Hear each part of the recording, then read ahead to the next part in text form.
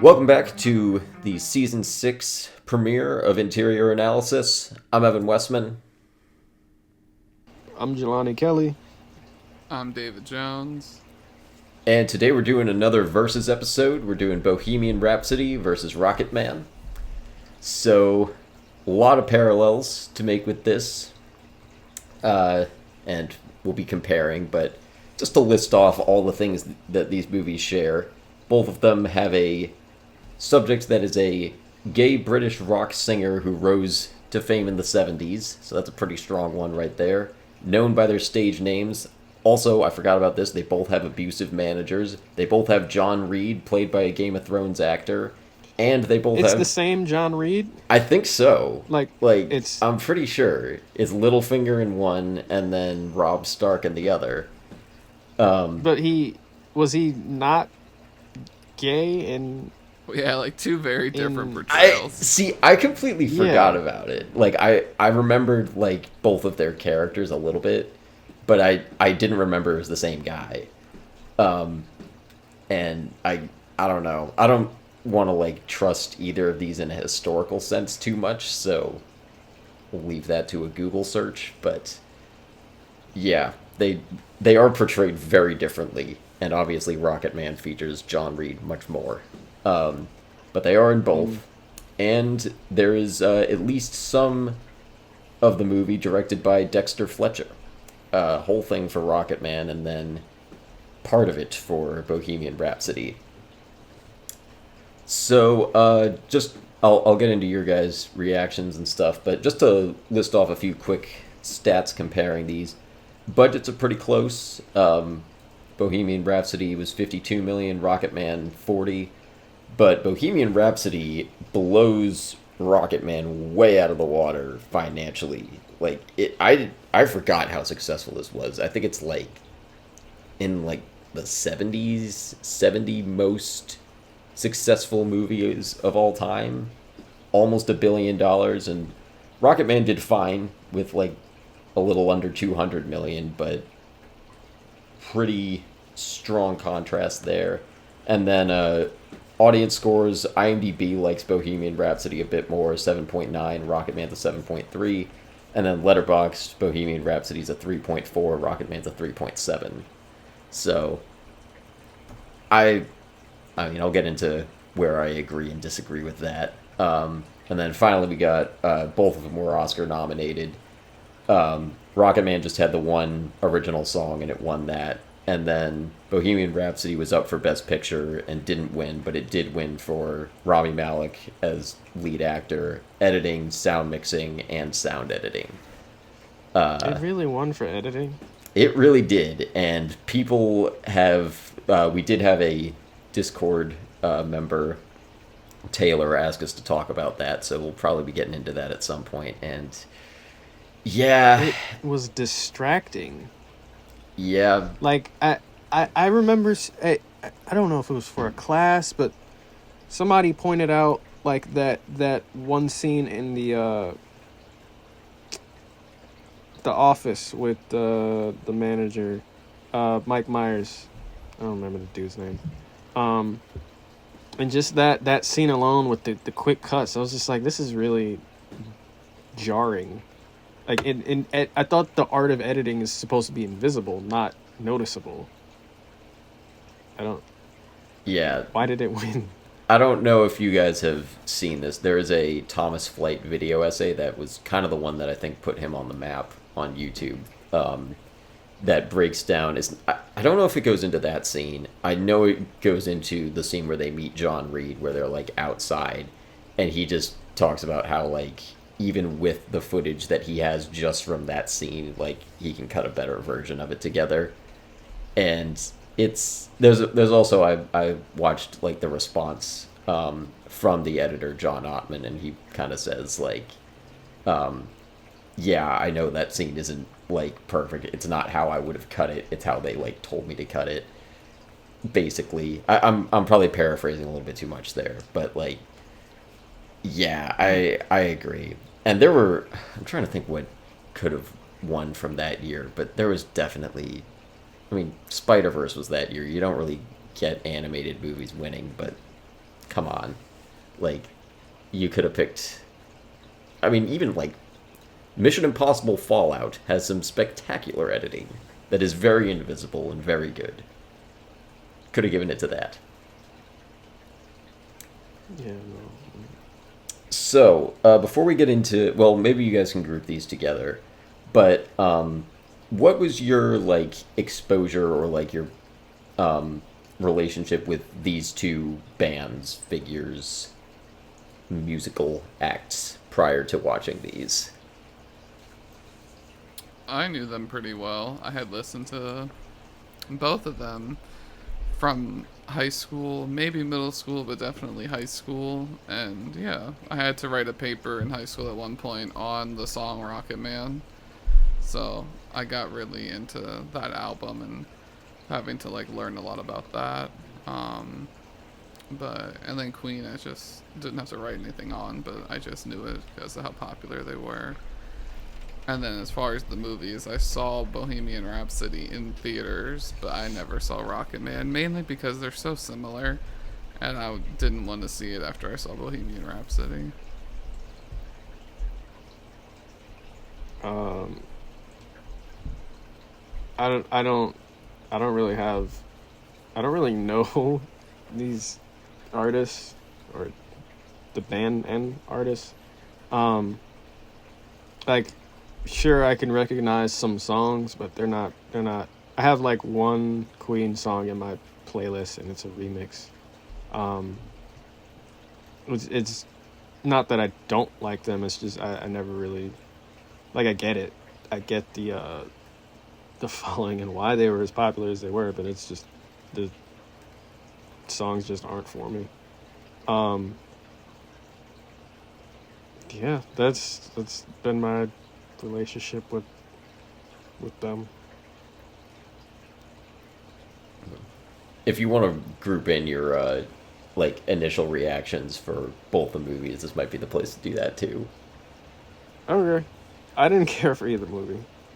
I watch movies usually to get away from reality, hence my taste in the films I choose for this show. So I don't really care for biopics.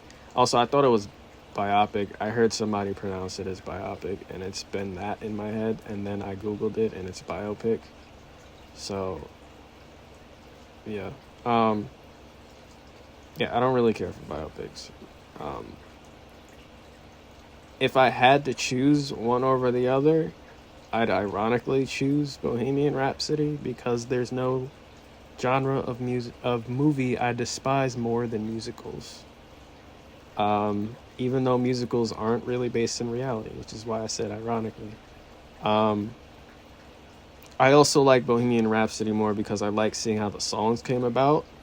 I don't know if that's actually how they came about. It was just cool to see a story tied to that. They didn't just stop what they were doing to take away from the story just because they couldn't contain their feelings on something. I really hate musicals. Only ones I forgive are like Disney movies. I think both. Is it Rami? Rami Malek. I think that's how you say it. I think both Rami and Taron absolutely crushed their roles. They ate, slayed, whatever the hell else. I closely watched their performances to see how well they disappeared, even though I didn't know Freddie or Elton's mannerisms. It was just, to me, it was fascinating to watch them in those roles. Yeah, that's really it for my initials. Also, why is John Reed why both Game of Thrones actors? Why? That's so strange. And I think it's kind of funny because John Reed in Bohemian Rhapsody was kind of similar to how Littlefinger was in Game of Thrones. He's like a snake. But in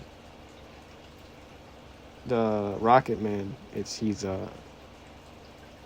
Well, there's not really a comparison there. Rob He's Stark definitely is- not like Rob Stark. No, Like, no.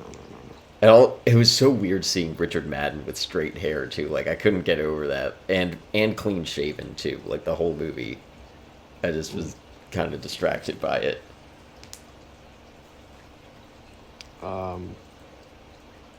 Yeah, that's it. Okay, so it sounds like I have more of a relationship with these. Well, certainly more than you, Jelani. But I've these are like two bands that I've at least heard their music for like basically as long as I can remember. That's mostly because of my parents. They had two Queen Greatest Hits CDs, like a part one and part two, and then I think they got another like a 2-disc set for Elton John at some point. I think they went and saw a concert with him. I want to say maybe this was a separate one. I feel like they went and saw like Elton John and Billy Joel together, but that might have been two separate things. But like I grew up like listening to them, and then the summer when I was like between 6th and 7th grade, I just listened to like the second disc of that Greatest Hits album for Queen on repeat. Like that was literally pretty much the only thing I listened to like that entire summer. Like that and a few audiobooks, I think. So back then, like if Bohemian Rhapsody had come out back then, I might have been more into it. By the time it did, I was like, I still enjoy Queen, but like I don't really listen to them like that anymore. Elton John, on the other hand, somehow has just aged way better for me. Like, I would probably name him as one of my top 5 artists of all time. Like, I'm still finding new songs from him that I like. Obviously from his backlog, but I don't know why he's like I just enjoy his music more.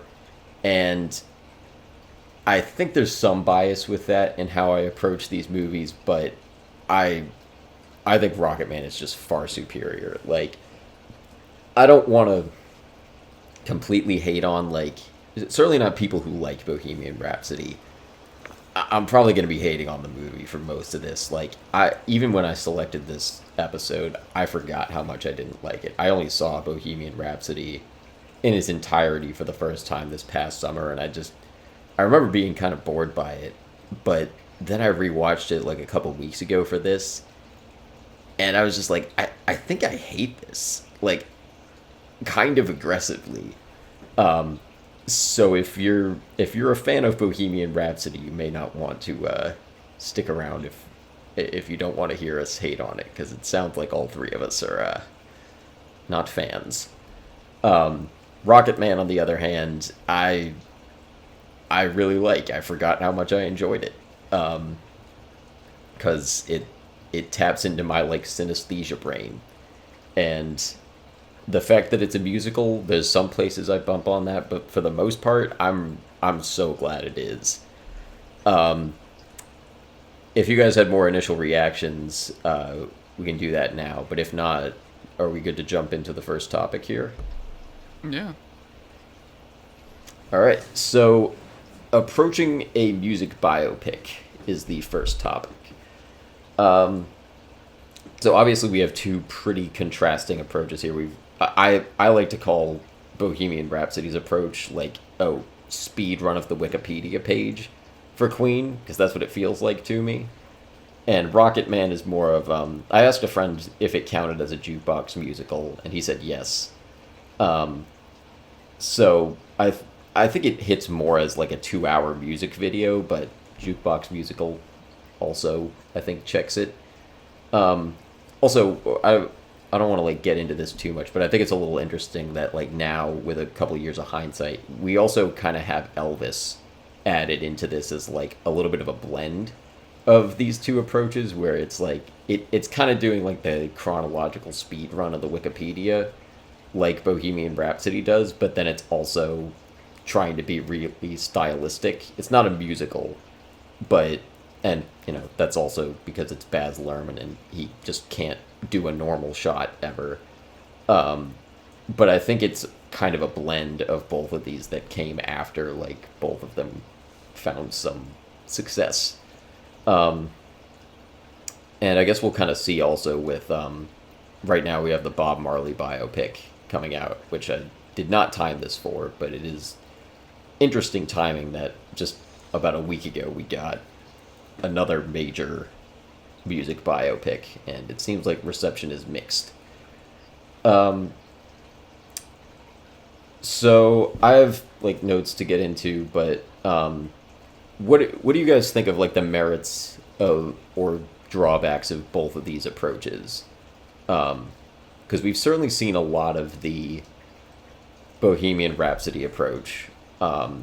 Rocketman's a little bit new in, or it's at least a bit of a fresher take on the biopic. And we have talked about them a little bit. We did Steve Jobs a couple of years back, which I know was not your guys' favorite. But yeah, go ahead and take that, whichever one of you wants to start.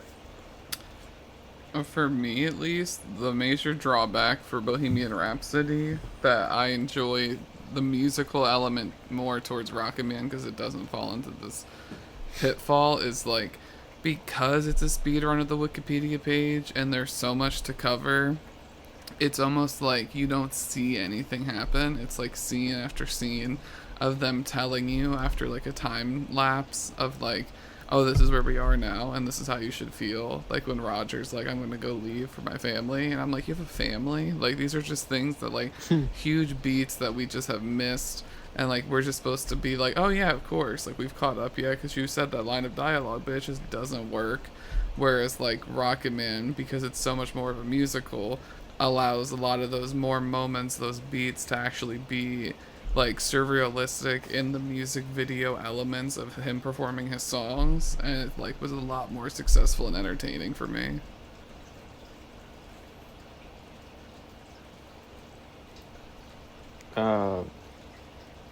I already stated I don't like musicals, so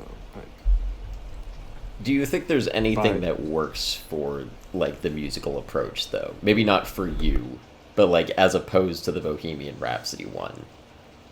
I'll get into mine, for but a if you want biopic,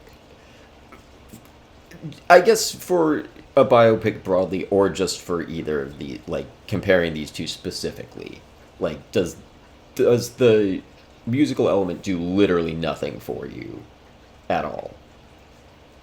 yeah, not if I don't like the song, and I didn't care for most of it. So, like I said, it's sorry if I offend anyone or any fans of either of these artists, but they're just not for me. So whenever he would go into like I physically rolled my eyes at one point. Like when they broke out into the song, I was just like, Jesus, another. Um, That's fair, uh, honestly. Well, I don't want to cut you off there. um, yeah, like if I don't like the songs or like no, there's no. Just get to the show me the story. Don't. Okay, it's cool to see how he's feeling. Oh, he has to. Like what that one song really annoyed me about the love towards the beginning, where they all four of his family three of his family members started singing along with it. It was just like, what are we doing? I What? feel you on that one. I think the first couple of songs don't work as well, and don't like for one thing. I just don't like the songs as much as some of the later ones, but I don't feel like they're doing as much like story work. It's just kind of like, at least the first couple, it's like this is a musical. Get used to it. For the rest, aside from that, I don't feel like they do a whole lot. And then you had the montage of him in all the costumes once he goes out on the stage, and I was just like, I don't know where we are in his life, or like what is okay, now everybody is floating. What? I want to swear, what the hell is happening? I was so because I don't know Elton John. They showed the pictures at the end of the movie, the comparison shots with just like at least the outfits that the pic of him as a child, him smiling while he's looking back, that's kind of uncanny, because I was just like, wow. But how he get up in the air like that with the piano? Like, I was shocked at that picture, because he wasn't on, like, a string. Like, he just actually jumped. He did and a held full that. Scorpion. Like, Yeah, that's crazy. He had a crazy core. And somehow still playing the piano. Like, what? right. But during the movie, like, okay, he's floating. Okay, maybe it's. I was trying. I was just like, okay, maybe it's, the feeling he has during this moment on stage is kind of euphoric, like he's floating. I get that. And then the audience started floating. I was just like, what the, what? No, that's fair, because I don't feel that way at all about this movie. I really feel that way about Elvis. Like, all the stylistic stuff, and David, I know you've said this, so I forget when, but I know I've heard you hate on that movie too. Like, it's just so aggressive with its style that I'm like, I appreciate you trying to do this, but can you just shoot a scene normally and, like, make Austin Butler feel like a person for one scene so, like, again, I don't feel that about Rocketman, but I can kind of understand where you're coming from with it. Also, a lot of the time I couldn't tell when we were in reality, because so many songs were happening at any given time. Like, for example, when was it Bernie goes to the teepee with old girl, and he's singing. I'm thinking, is he following them, or Yeah, like, is he is really this just there how he's singing? Because he's how not he's singing, feeling? but how close is he? Right. Yeah, it calls into And then the question next whole scene, he's sitting down next to John Reed, and I was thinking, like, that confused me further, because then I'm just like, so was he actually following them? Because he's outside now, Right. and we were following him going outside. I think it's trying for, and again, I like this. I think it's going for a no plot, just vibes kind of thing. Like, I'm so glad we don't have year, like, super text telling us what year it is, or, like, specifically where they are. Like, hey, here's this part of his career.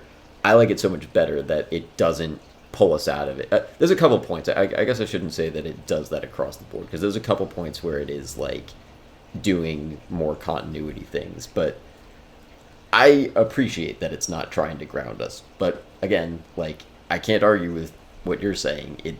It's not giving you much, and if you're trying to follow if you're trying to follow a plot with Rocketman, yeah, you're right. There's not much to go off of, and for me that works. But like you're saying, the if you intro don't like the scene music, what do you have? The intro scene is him walking into an AA or Narcotics Anonymous meeting with the devil costume on, and I'm and they keep cutting back to it, and I'm wondering, okay, is he really here? Is this all in his head? You have the people around him reacting to him, and then at the end, it gets even stranger, because everybody from his life just pops into the Again, I really want to swear, I'm trying to contain, because it annoyed me. Just popped into the room, and he's just like, I forgive you, and I got to start loving myself. And I'm, okay, dude. All right, great. Yeah. I'm sorry. Yeah, no, like it. Well, I'm a little disappointed to hear you say this, but I'm as a Elton John and Rocketman fan, I'm disappointed.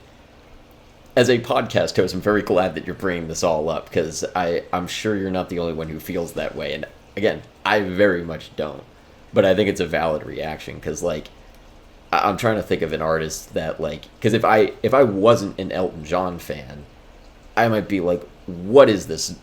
Just get me out of here. If this was for, I don't know, Kesha, the terrible comparison, but it's the first one that came to mind. I would just want to die watching that. But Yeah. There was like, I want to say 2.5 points in the movie where it was just like, oh, I know that song. Okay, why is it here? Like the Saturday night one. Yeah, when he I was I just feel like, you on that's that. the one I know the most, huh? Well, I feel you on the inclusion for that one because, like I said, those first few, like, it's doing like the Son of Man song in Tarzan, where he like just magically becomes an adult, and right. that song I feel like is like again good song, but like what is that telling us about like his upbringing or like him growing like him as a kid or as an adult? Like it's giving. I don't like the "I Want Love" scene very much, but I feel like it's at least trying for something. The Saturday night, like it's from a like visual standpoint, there's a awesome long take in it. So like I'll give it that. Story wise, I don't get why that is there. Like And that's the I'll grandma's spot you favorite that. song. She was like, Reggie, play my favorite song. And then he kicks off into Saturday night. People are like beating each other and running in the streets. And I'm like, that's Yeah. grandma's favorite song. Taron Egerton was just Also- like so the ending of Kingsman with like could we just like I just want to be like in that. I didn't get to be part of that part of the movie. Can we just like Also, they were, remember, again, I don't remember Mike Myers'. I was just waiting for him to, because I saw his name in the credits, and then I pointed at the screen like Leo when he showed up. I don't remember his character's name in Bohemian Rhapsody, but remember he was like critiquing them on Bohemian Rhapsody. He was like, "What is the song about?" That's how I felt on every freaking song with the whole movie. I was just like, what the hell is he talking about?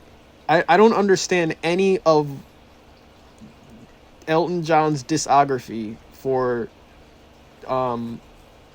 this movie and why they played them, because I don't know what they're about, why they were playing at certain times. I think one of the only ones I understood was the one where he was at the piano and he moved back home with Bernie and they were like looking at each other. I was like, okay, I think I get this one. I think that's your song. Sure. And then like I don't get it. I didn't get it. I didn't care for it. None of it. I have a counterpoint. Acting's great. But well, if you had more, go ahead. No. I was just adding. The acting's great though. Okay. Yeah, I think we can get into the act. I do want to get into the acting though, because like these, especially the two lead performances, like again, props to both, but I have thoughts on that. David, did you have counterpoints, or Well, anything I to think, add? yeah, like I had a different experience with it just because like I am familiar with the song, so I did get like there were multiple times where I'm like, oh, like the Your Song one was a moment where I'm like, oh, he's about to play Your Song, isn't he? And then he started playing Your Song, and I was like, ah, yeah, and like different things like that. And like if you are familiar with the music, I think it leans itself more thematically to being in tune to where he is in his journey with wherever he's at in Rocketman to know what song's gonna come up. But also, like Evan's saying, like Rocketman has such a little plot that like if you're really not on the level of Elton John with that character, by the end of it you're not gonna care when like all of these different like tumultuous relationships manifest in front of him and he has to like resolve them. You're just gonna be like, what is happening? Which I felt in a lot of movies when I didn't care with those things. So, and I'm not sure if this is the actual movie or just my interest in Elton John that wins it out, but that was my experience with the music. Almost all of them, except like Saturday Night. That was one where I just could not have called that. I would never have guessed that was the song that was coming. I think there's at least like again, with the exception of maybe the first 15 minutes, like I kind of hear you on like why did they choose this song? Because I think in terms like lyrically, I don't think most of them are like speaking to where he's at, but in terms of like the songs themselves, like how they sound, I think they work. And like this is like, so maybe I shouldn't get into that here. I think like in terms of tracking his like character emotional journey, that's what it's trying to do at most points. And for my money, it succeeds at almost every turn. But some of that is achieved through like kind of not remixing the songs, but like they do like key changes or like pacing changes for a lot of them, where like a few are played pretty much straight, like the way that they normally sound on the radio and whatever. But there's some like the Tiny Dancer one is like slowed down a bit. They don't aggressively change that one, but that one I also just love the vibe of that song. It like just matches so perfectly with that moment. But then I think it's a Goodbye Yellow Brick Road when they're in the restaurant. It's like kind of later in the movie, I think, maybe like end of Act 2. Like they changed that up a lot. Like that song is paced in the movie. It's paced a lot faster and like is given a very different tone than the way the song is normally played. If you're not familiar, I don't know if people will like know which one I'm talking about. But they It's change when up Bernie this. walks out. It's that Yeah. one. Yeah, Which like it the works. movie version. I think it works great.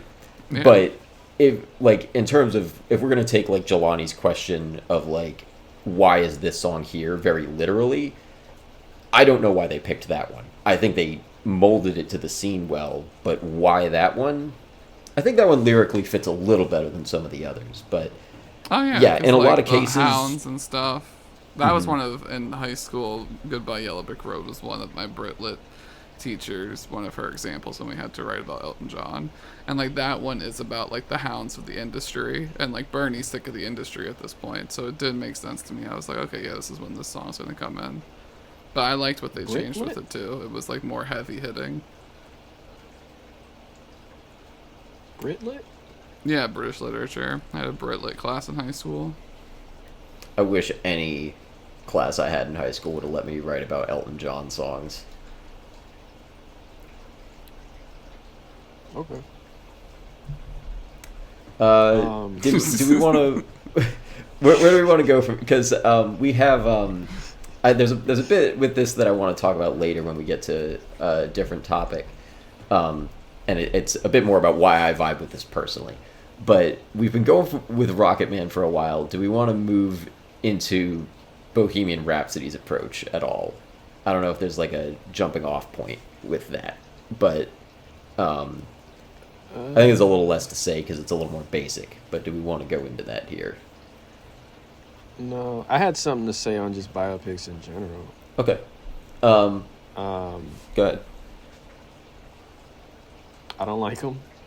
I mean, I figured that was kind of evident.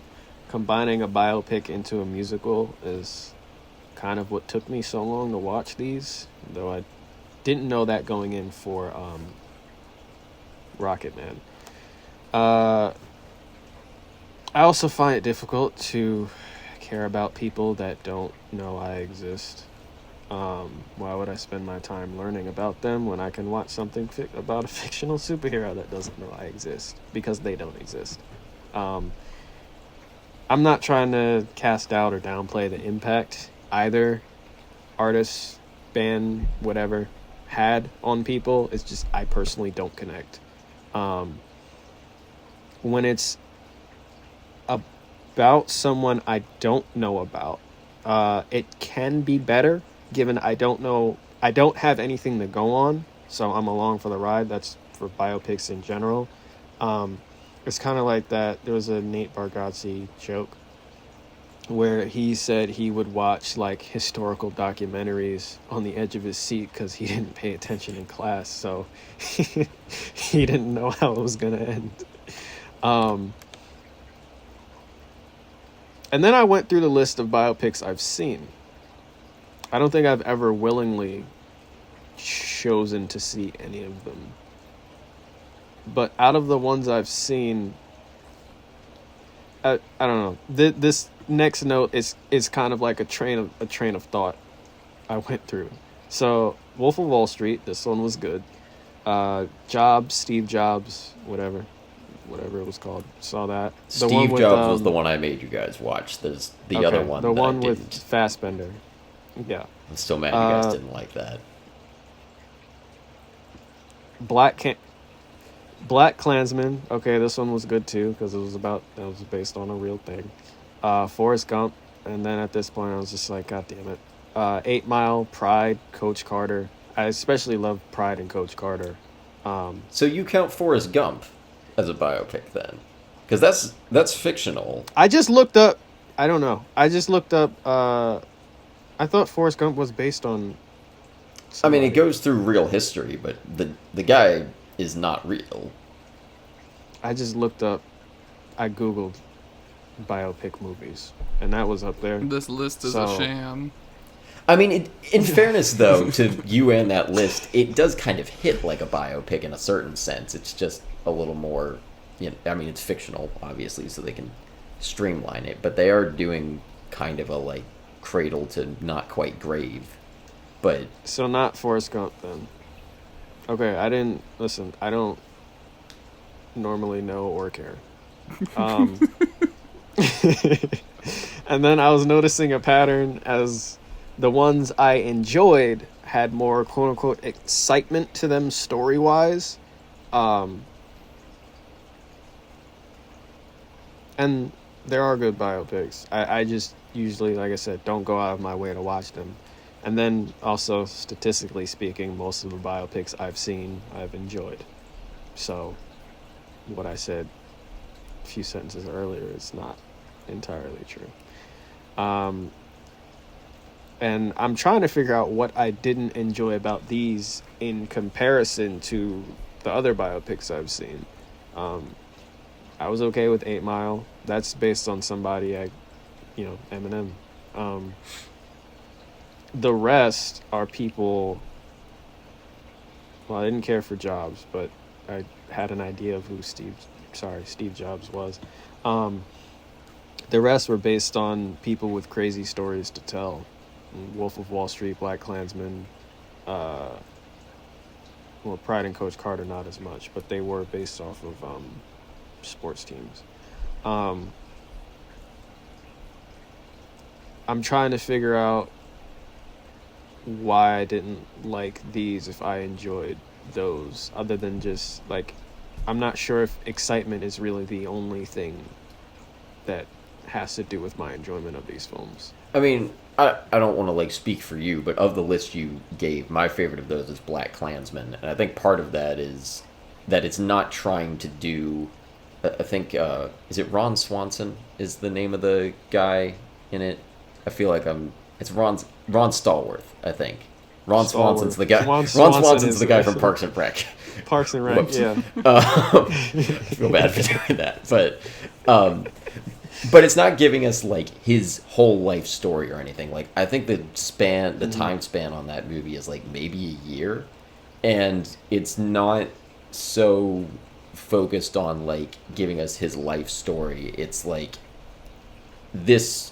I feel like it's condensing the time for him the way that we would probably that you typically do it for a fictional character, where it's like, this is a important period in this character's life, and, like, he has an arc, I feel like, in it, and it's also, like, speaking. It's a biopic, but I think that's one of the best biopics I've seen in terms of, like, connecting to present day really effectively. A lot of times I feel like they're focusing on, like, here is this part of history, but it's just like any World War II movie. I feel like it's just that's a dramatized history lesson.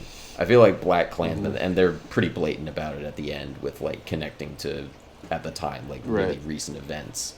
But that, I feel like, helps that movie a lot. But the time condensing, I think, is a major thing.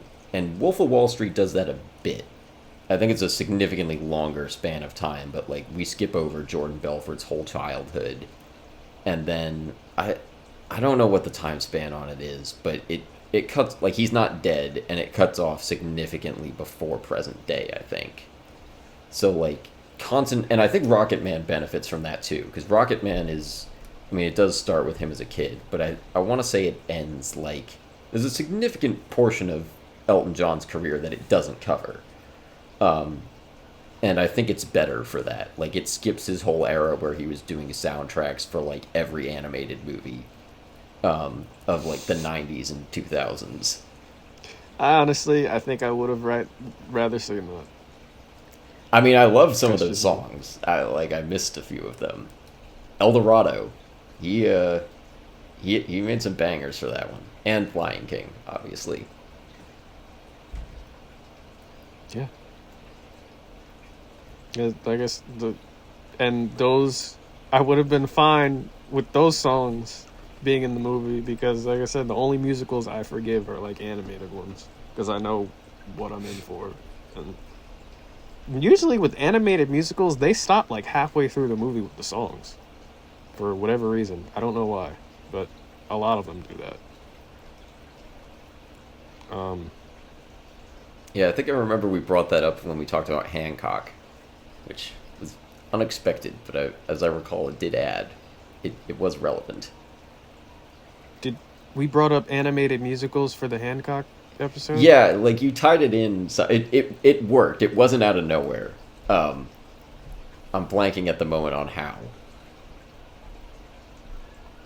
All right. In terms of biopics, like I hear you too because I am not a fan of them normally, but there are exceptions that like Steve Jobs I love, and I know you guys don't, but I stand by that. Black Klansman I like. Wolf of Wall Street works okay for me. Social Network is one of my absolute favorites, and I'll be interested. David, you've seen that, right? I feel like we've talked about that. Yeah, and Jelani, I know you haven't, but I'll be interested to see if you vibe with that because I feel like you might. Despite it, because like Andrew Garfield's in it. Andrew Garfield's in it and is excellent, and it just is like it's so goddamn good. It's like it's amazing. So like hopefully that is enough. But also I feel like I think it doesn't do a lot of the things that you bump on. Again, it's like a pretty concentrated set of time, and the Sorkin dialogue is he's a little more restrained, and like David Fincher brings out the best of him, I feel like.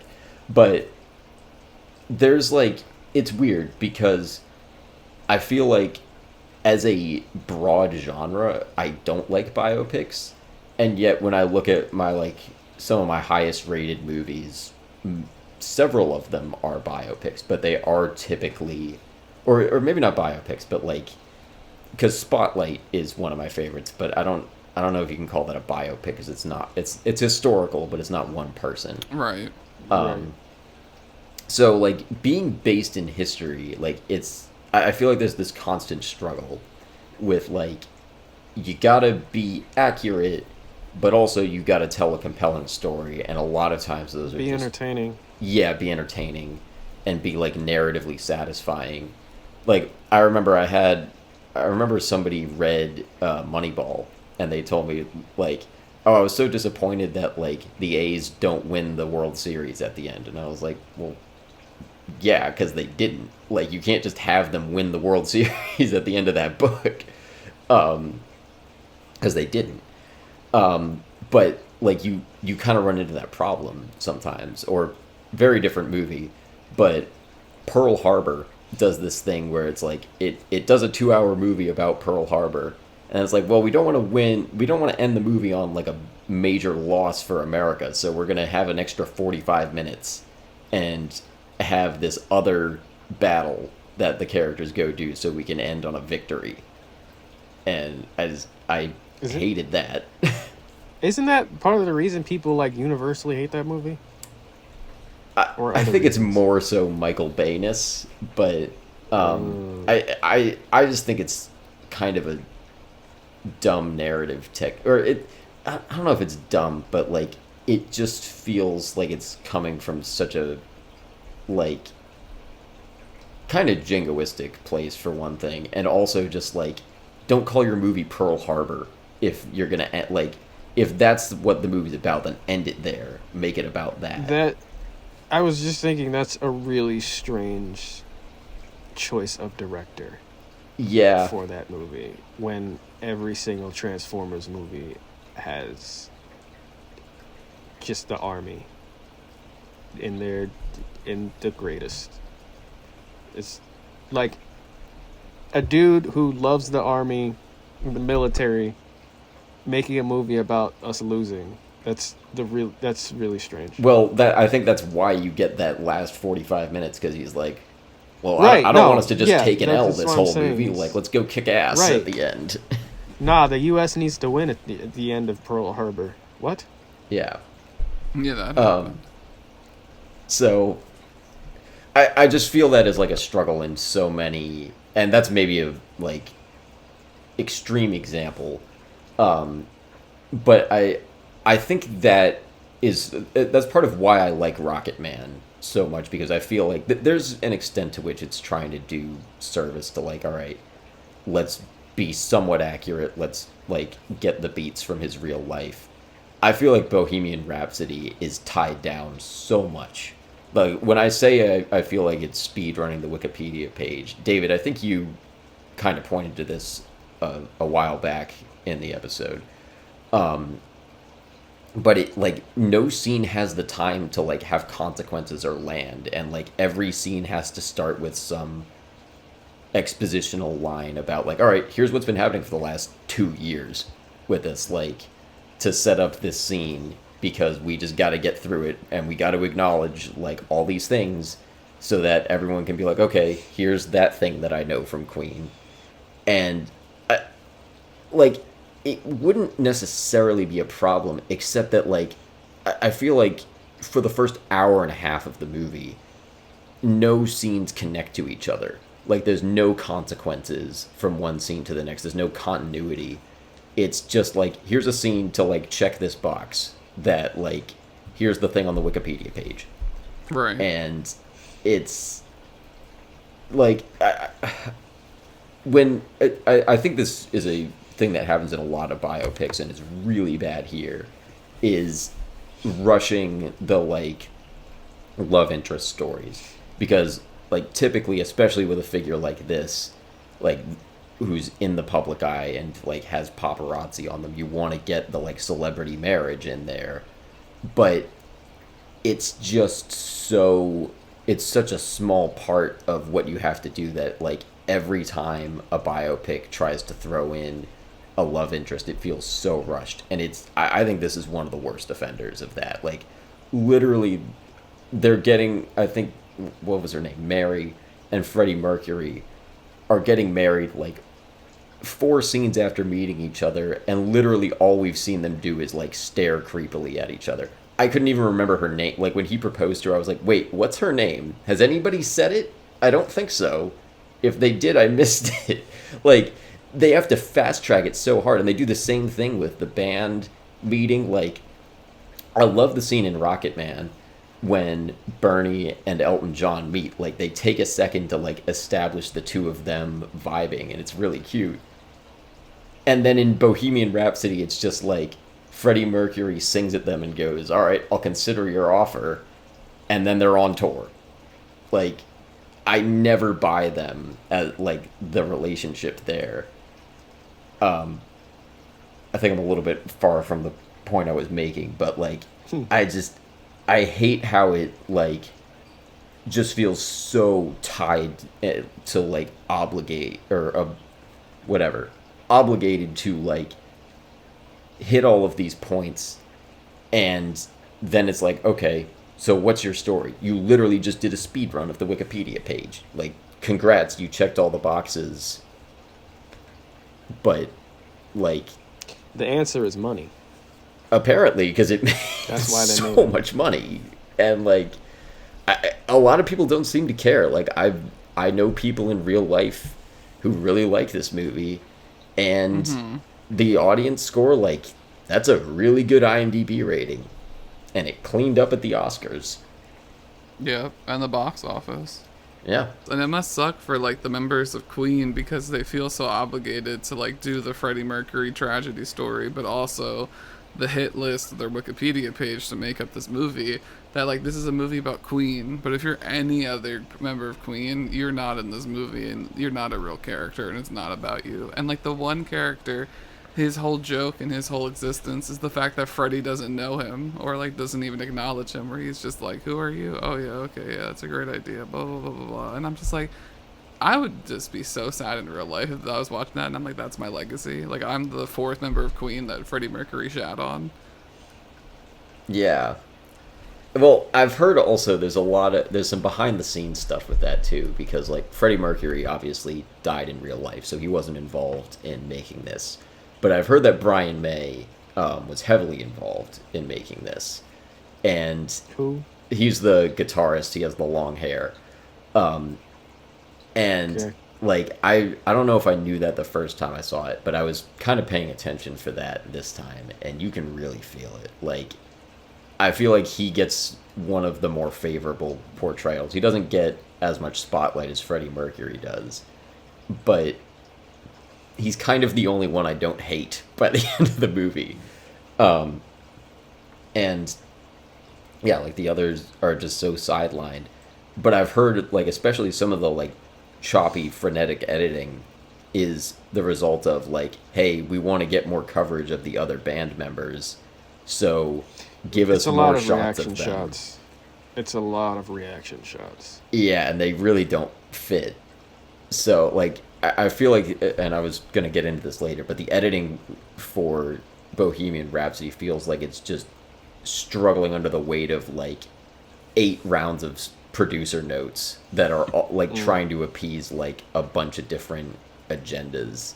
And it's not there to serve much else. Or it at least is, it's not able to serve, like, whatever story it's trying to tell, or like cut the best scene together that it could, and also get an even number of reaction shots for everyone. You just can't do it. Sometimes it didn't even feel like they were in the same room sometimes. Like specifically the end, right before they go on stage, there's like a single shot of, I heard a name referred to as Deaky. I don't know the band. Oh, member. John Deakins, yeah. Yeah. There's a shot of him like looking up and crying once Freddy tells them he has AIDS. And I'm like, oh damn, that sucks. And then they cut back to like the group shot and he's still crying and the other two are just like, damn, we still gotta do this though, Freddy. I'm just like, what? What? Are you guys in the same room? Like your friend is crying over here. You guys are a family. You keep telling me that. I don't believe that. Right, but there's never a scene to sell us on that. So, Right. like, we We're just a see them in family. conflict, and then they're, like, joking with each other at the end. But, like, it just is so unearned. So unearned. It's crazy. And again, I don't want to, like, say that as a knock against, like, the band members in real life. It's just how they're portrayed here. No, I not just at all. hate all of those characters. Raj was the angry one. Brian was, I guess, the voice of reason, and then he referred to John Deacon at some point as the one who gives the weird looks, and then he did a weird look, and I was just like, wow, who are these people? Yeah, it's, like... It's trying to balance so much, and also, like... But they're like, Freddie Mercury's the selling point, so he's our poster boy. So the movie's about him, but also these other guys were here. And that's all it ends up feeling like. It's the Freddie Mercury story. Oh, and these guys were here too. Yeah.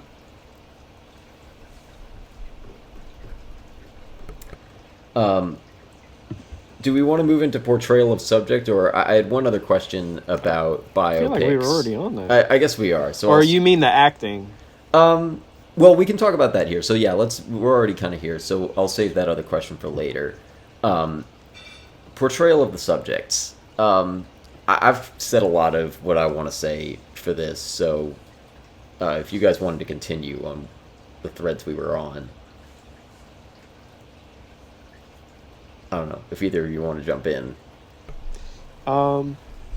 Excuse me. I mean, I already said about I already said what I was gonna say about the acting, but as far as like the characters of the artists in these movies, Evan, you had a note, but I agree. Both are mean at points. And that's because we gotta have a quote unquote band breakup every single one. That's another reason I hate these. Every single movie about a goddamn band has a band breakup scene because we need to get into the third act. If you don't stop freaking doing this, and yeah, obviously it happened in Bohemian Rhapsody. It could have happened in real life. I don't know. I didn't follow their story. In real life. In Rocketman, they keep reiterating that they've never had an argument. Do you know what an argument is? Yeah, I kind of felt that too. Obviously, Like you had one. yeah. You could have a one-way argument. You know, that's possible because he did that a couple of times to Bernie, and because Bernie wasn't reciprocating, that's not an argument. Okay. Yeah, that technically had a band breakup scene as well because he left him. Yeah, left him. Like, please stop doing this. I mean, I get it. You need to, but in an industry of creatives, can nobody come up with a goddamn other way to get us into the third act other than the band breaking up? Jesus Right. Christ. Is there a more creative way to show your protagonist is alone or lost than literally taking away those people from him? Please. So, a movie that I was going to bring up at some point, and this feels like an okay place to do it. Have either of you heard of Walk Hard? No. Okay.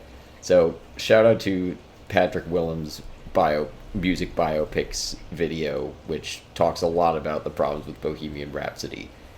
In it, he brings up Walk Hard, which is a really broad comedy parodying the music biopic genre from well before either of these movies. It's from 2007. I think it's mostly a parody of, I think, Ray, the movie about Ray Charles, and Walk the Line about Johnny Cash.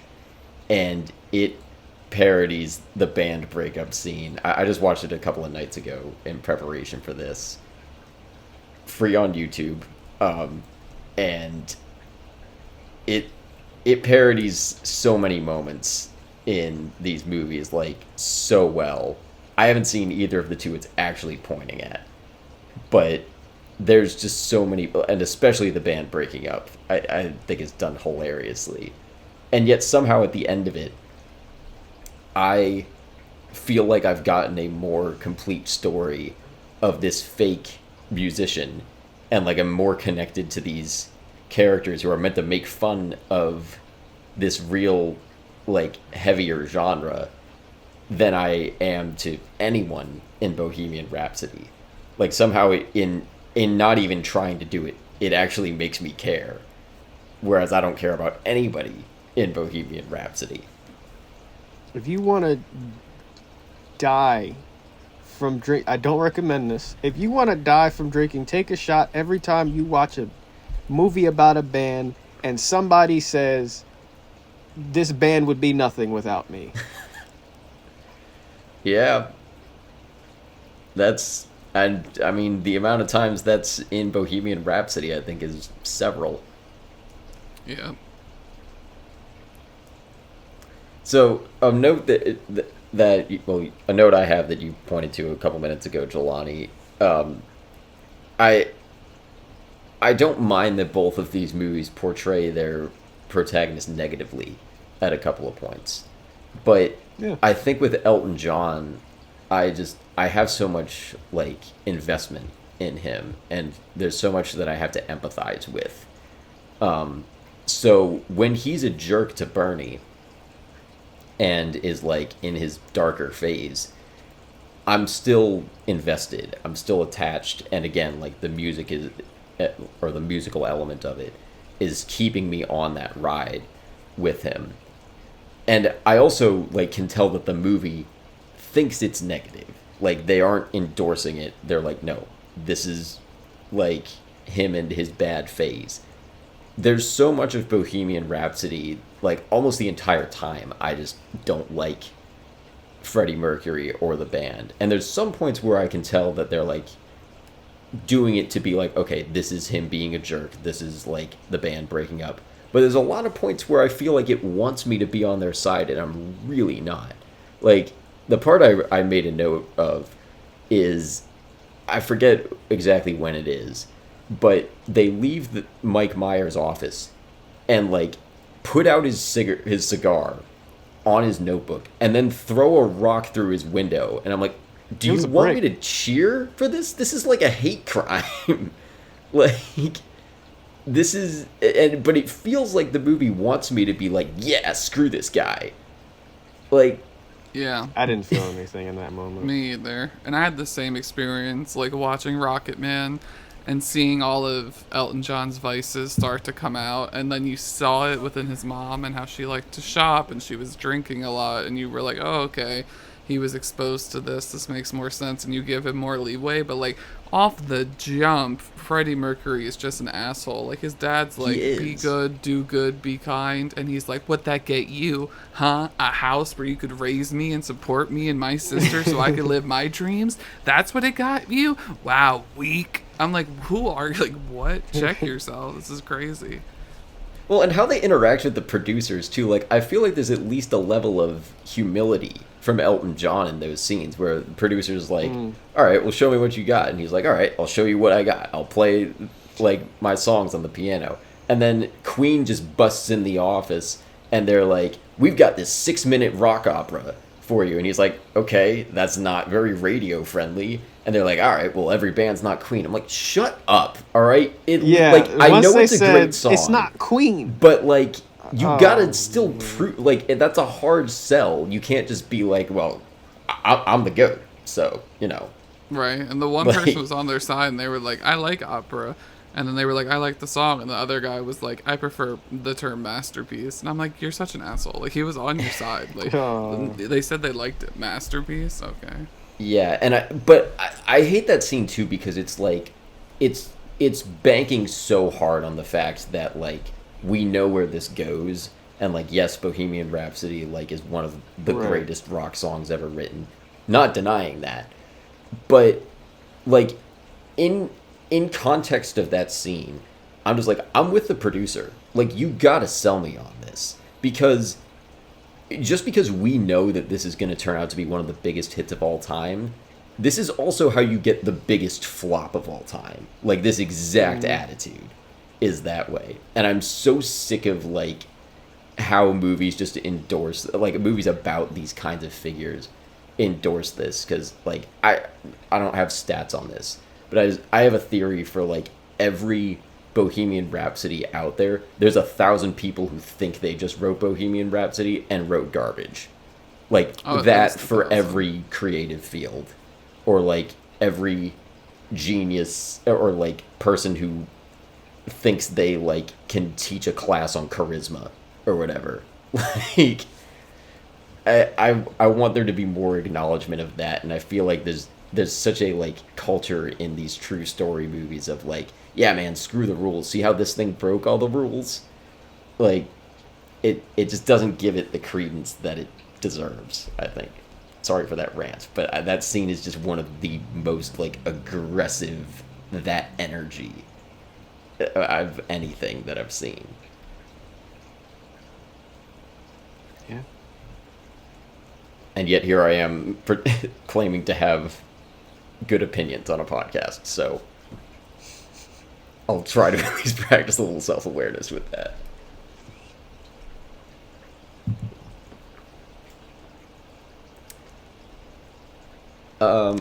As far as the actors portraying the leads went, I felt both. Like, I was studying them from an actor's perspective and, like, what it took them to get there with, like, emotional scenes, such as whenever Taryn teared up. I was just like, wow. It looks effortless. But I feel like both did. I don't know how they act or acted in real life, but I feel like both did a good job embodying them, the artists. Maybe I don't know. Yeah, I think they both brought them to life. I do much prefer Taron Egerton's performance, though. Like, I can latch in there, Bias. like, well, I can just latch in to where he's at. I feel like he's so vulnerable in every scene, and like his face is like perfect at every point, whether in songs or like. That's regular just the scenes. jawline, dude. Well, okay, he's got a good face, yes. I'm saying like the way he's like acting, I think is really good. I don't want to discredit Rami Malek's performance. I'm not really a fan of it. I've heard other people say it's like a Freddie Mercury impression, and I don't fully agree, but it... As opposed to what?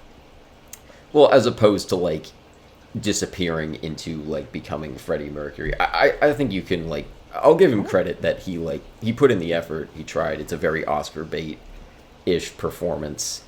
So I'm not surprised that he won. And I'm not even saying he doesn't deserve to win. But he never makes me care about Freddie Mercury in this. Right. And again, he's got a lot working against him on that front in terms of, like, how the character is written. But it doesn't do anything for me. Like, I never have empathy for him like that. And again, this is all about, like, the portrayal. This is not about the real person, and no shade to Rami Malek. His Oscar, I don't know if I would have given it, but I'm not gonna, like, discredit him for getting it. Like, good on him.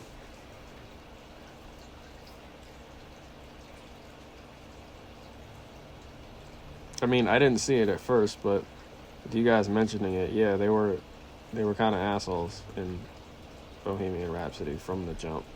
I didn't realize it. I was just like, hey, that's Freddie Mercury. And that was the whole movie. Hey, that's Freddie Mercury. Big old teeth.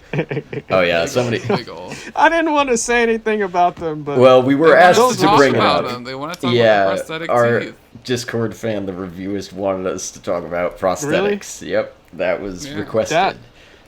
was hella distracting. Yeah, I they're was very just like, there.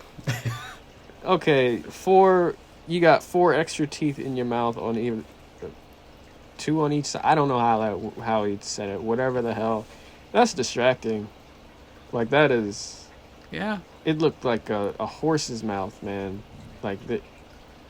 That was weird. It was very. I was not looking. I said I was looking at their faces and studying that, but it was more the lower half of Rami's face the whole time. Always looked at his mouth. Never looked at his eyes or anything. I was always, his mouth is just out there, and it's like he couldn't close it. Like the teeth were so big, he was Yeah. always breathing out his Yeah, mouth. he couldn't close his mouth. Yep. It feels like he's having to He's act around it. Like, it feels like a hindrance. Mm-hmm. Yes.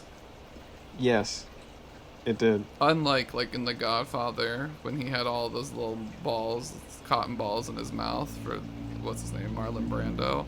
Like Yeah. that never bothered me. Like I never thought like, oh, he has cotton balls in his mouth. But I was like, that dude has some uncomfortable dentures right now. I'm performing. Like that's crazy. Those are huge.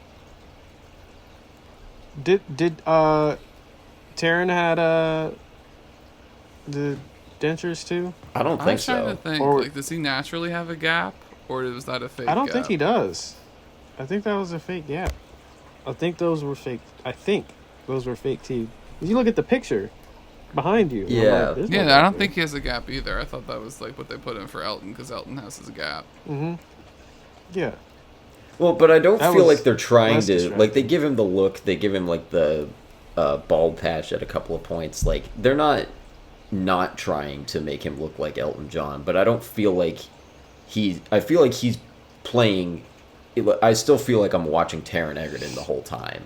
Like, he's giving a good performance, but he's not vanishing into, like, an Elton John... I never feel like it's an Elton John impression at any point. Like, he sings all the Is that a songs. good or bad thing? For my money, it's a good thing. because I think it's less distracting. Okay. And that's like that's what I mean when I say like that Rami Malek here is doing a very Oscar bait thing where it's like we're going to try to get as close to the real person as possible. And there is a long track record of that being a very good way to win an Oscar. Even like just the year before that, you had Gary Oldman playing Winston Churchill in a fat suit, like making him look as close to Winston Churchill as they could get him to look. And then same year, you had Christian Bale doing basically the same thing as Dick Cheney. Like, it's a very proven formula for getting an Oscar win. And, you know, it worked. And Taron Egerton wasn't even nominated. So, Damn. like, and for my money, he gives the better performance here. I agree. I was gonna say that, like, if I had to compare the two, I think he definitely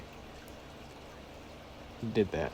Yeah. And again, no shade to Rami Malek, because he has a lot working against him, and, you know, he doesn't care. He got the Oscar. So, but it's just, it's, and this is the thing you hear for the Oscars a lot, I think, is they often seem to reward, like, it's not necessarily, like, the best thing, it's the most thing.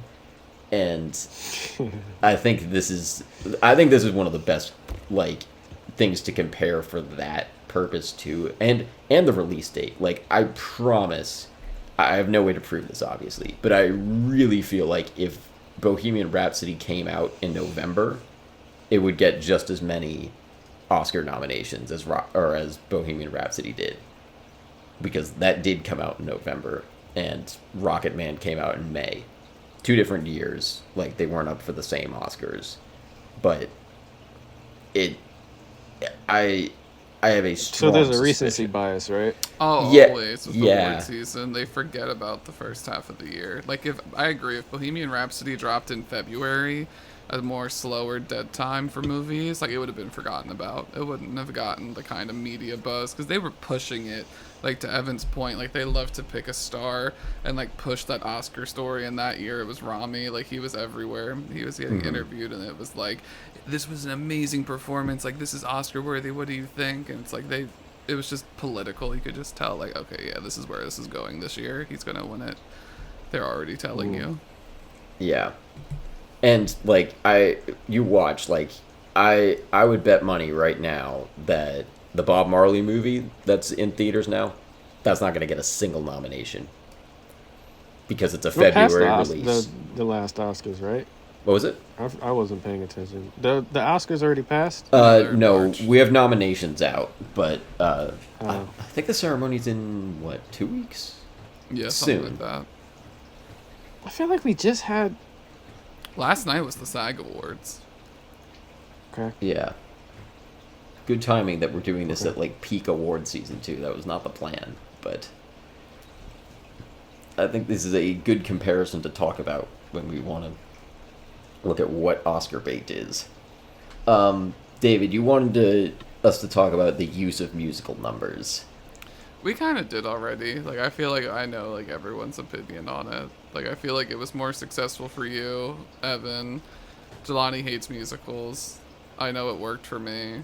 I know Bohemian Rhapsody's, like, version of it and how they use sound that was actually happening and waiting for, like, they played music only when they were at concerts and none of it was surreal, like, and then having all the exposition in between with the scenes, it just didn't work. Yeah, they try to make it more organic, I feel like, where they're just like, we're gonna, not like, I didn't feel like they did a whole lot of, like, constructing reasons to get a song in there, but they would, like, only do it when it felt called for, like, in the scene, with one exception. This was a really weird thing that I noticed.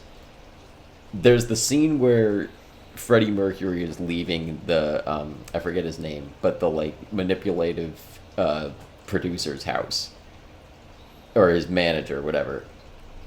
Like, 75% of the way through the scene, all of a sudden Under Pressure starts playing, and then it carries into the next scene, and I was just like, what, was that a mistake? Like, it feels like somebody left it, the way it comes up, it feels like somebody left it in the audio track on the edit, and then just forgot to take it out.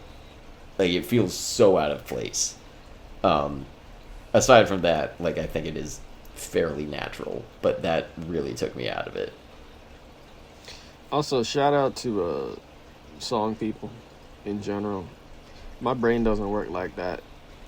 Like, I don't know how you just, like, I can write from scratch. I don't know how you, like, write music from scratch. That's wild to me. So shout out to songwriters and musical people. Seconded. For sure. I don't know if this is, I guess, well, did either of you have more for this topic? No. Which one are we on? Use of musical numbers. Nah. Okay. So, I have one thing with this topic and then one more question I want to close this out with. The Live Aid performance. So, this was a big thing I remember hearing about when this movie came out, was like, the final Live Aid performance is, they like made it as accurate as possible to, like, you can watch the, like, side by side of the way it is in the movie and, like, the real recording. And I've just always been so confused by this, because I just don't get why they did it. It feels like a gimmick to they were just like, all right, let's make the most CinemaSins proof scene ever. Like, they're not gonna, they can count every soda can on the stage and it's the same as, like, they can't ding us for anything. I think that's why. Not because of CinemaSins, but so you could point at the screen and be like, oh, that's that shot. Oh, that's that shot. Oh, that's that shot. Yeah. Yeah, like, I think it was less of a shot. If you watch the comparison, I didn't watch the whole thing, but I watched a few minutes of it, and, like, it's not a perfect shot-for-shot recreation, but they're trying... It's not good enough. Well, they're trying to enough. like, do, like, close-ups of all the characters and, like, crowd shots and stuff, but I know there was, like, a ton of effort put into, like, we are gonna make this look just like the real thing. And, like, in terms of, like, every shot that you look at it, it's like, yeah, it's basically exactly the same. I don't know if you guys have a defense for it. I don't get it. Just so you could say, damn, it looks almost exactly just what you said. It was just for that. Yeah, I don't have a defense for it. I just know that, like, when this movie came out, a lot of people that I know after the fact who really liked this movie, they wouldn't rewatch this movie or anything, but they would YouTube the Live Aid's performance and watch that actual performance over and over and over again for a couple weeks. So maybe there's something to it that it was successful in that way, but I think it really is just a product of the times we live in now. Like, back in the day, you couldn't have the footage to recreate something like that. So since we had it, and we live in, like, a YouTube clickbaity world where it's like, oh yeah, and everyone's attention's so split. It's like, put that one up and compare it to that one, and you'll see how accurate it is, and isn't that awesome? But, like, I feel like if YouTube and the internet wasn't a thing, that wouldn't have really mattered. Yeah, because, like, I feel like it does nothing for the scene. It's like, okay, congratulations, like, you did it, but I don't care. Like, it's a good performance scene, right. But I can literally just go, like, that exact thing, by the very nature of what you're doing, you can just go watch that live performance. It's not like it got lost. Like, if that would be one thing. If the recording somehow got lost and they just, like, stitched it together from pictures, like, as best they could, I might kind of see that, because then it's like recreating this thing that's been lost to, like, just history. Or we have Live Aid at home. Yeah, we have Live Aid at home, and now this is the best Live Aid at home that we can get. Like, that, I can kind of see, like, some kind of merit there. But we have the whole performance in pretty good quality. Like, you can just YouTube that. You could do it before this movie came out. So now you can YouTube them side by side. Congratulations. Like, I feel bad for knocking it, because, like, I'm sure there was a lot of effort put into it. I don't understand the spirit of it. It just feels I think David, you kind of got it as best as I expect we can, which is just like it's a product of the time that like there's an interest in like somebody would click on. They made it for the video comparing them.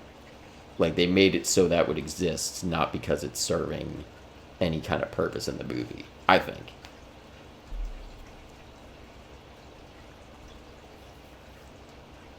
Maybe somebody can like somebody from the production would disagree. But because again, I'm like, I can't exactly knock it because it's like, yeah, you did what you set out to do, but I kind of don't care. Like you made something that's already there. I feel like it's the same as like when they deep fake people, like how they're deep faking the old actors into Star Wars stuff now. It feels like a similar energy, but that at least is like trying to bring like a character in and do something new. So I can kind of see the purpose there a little bit more.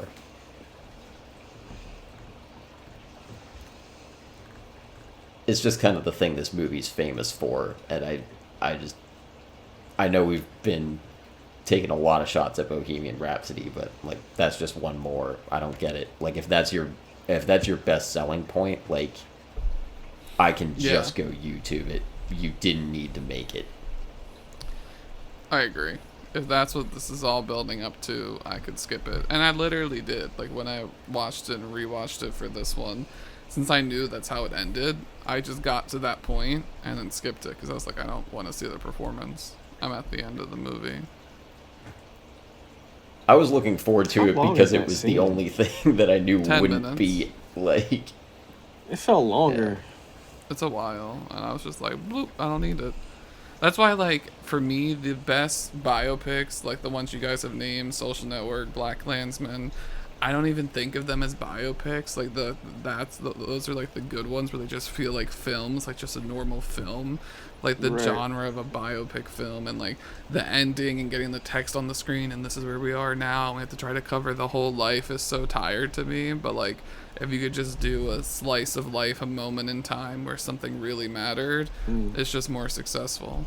Yeah. And in fairness to those, like, there is, like, a text on screen at the end for at least Black Klansman and Social Network. I don't think it's as, like, jarring. Egregious. Yeah, but it is technically still there. It'll have, like, Facebook has 500,000 viewers. That's what I'm saying. Like, you need to have it Stallworth. for these films. Like, it's like the tropiness, but you don't feel it. Like, it still feels like a good film, like a full film. Even Rocketman has the text at the end too, but like it still sits in that slice of life enough where it's like, no, this is a story about Elton and his addiction and overcoming that. You're not going to get his whole life. It's not about the whole life, and that worked a little bit better for me. Yeah, well, and Rocketman even kind of does a somewhat similar, but I think much more tasteful thing at the end, where they try to recreate the "I'm Still Standing" music video, and they actually show the real shots alongside. Again, I don't think it adds a ton, but, like, at the very least, it's less clickbaity. Right. Like, I like that. So, tying back to a much earlier question, that song I think does fit for the end. Like, lyrically, that's like a perfect high note to end on. That was the easiest one for me to get. I was like, oh yeah, he's still. Yeah, he's works. literally standing. You're not in a chair. He is. He's. And Taron Egerton had already sung that song in the Illumination movie Sing 2 years or 3 years before, I think. So that was the audition. he'd already he wasn't proven it. it. Did he sing all of these songs in the movie? Yeah, I think so. Because I kept looking at the X-ray and it kept saying Taron, not oh boy. Yeah, and I don't mind it. Like, I think it gives us some. They're good covers, basically. And I don't think Rami Malek's voice is used at all in Bohemian Rhapsody. No, it does not look like it. Yeah, I like think it sounds if I remember just like the correctly, songs. I think they said it was some weird blend, which is, like, to me, the easiest way to say, like, it's 99% Freddie Mercury.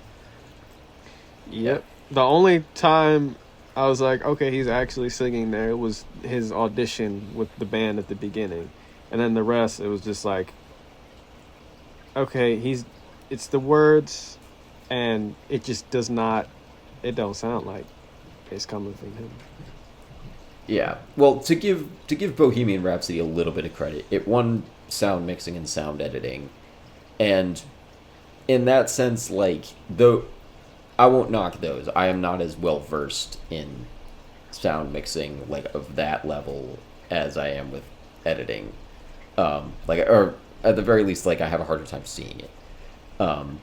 So that one, like, given that it seems like they're just splicing in like Freddie Mercury's like the real songs in, that all sounds good. And I wouldn't be surprised if a lot of very hard work went into it. But yeah, I don't really have anything to knock there. But I like and to be fair, also to Rocketman, I don't love that we end it with a shot for shot recreation of the "I'm Still Standing" music video. I kind of would have preferred another musical number there that was more original, and fit better with the context of the movie. But I think it's handled a little more tastefully, rather than like doing the clickbait thing that Bohemian Rhapsody does.